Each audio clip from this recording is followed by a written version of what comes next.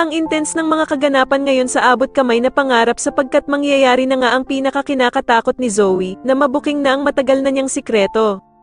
Dito nga ay mapapasa kamay na ni Justin ang malaking katibayan na hindi talaga totoong tanyag itong si Zoe at nagkukunwari lamang ito. Samantala ay mukhang siswertihin pa din nga itong si Moira dahil sa mahahanapan siya ni Doc Carlos ng isa sa pinakamagaling na abogado.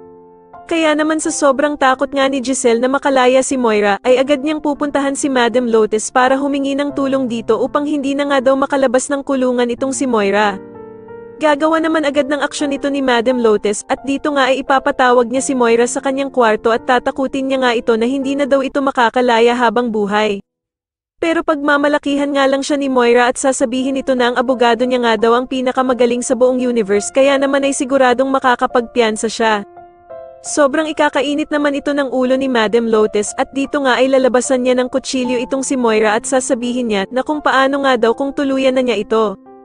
Samantala ay bibigyan naman ng suspension memo ni Justin itong si Zoe upang hindi na nga muna ito makapagtrabaho bilang isang doktor sa Apex.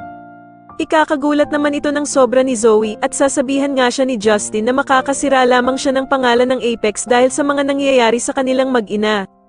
Sa kabilang banda naman ay kakausapin naman ng abogado si Doc Carlos na kailangan nga daw niyang sabihin ang lahat-lahat ng sikreto nila ni Moira upang malaman nga daw niya kung paano sila nito tutulungan.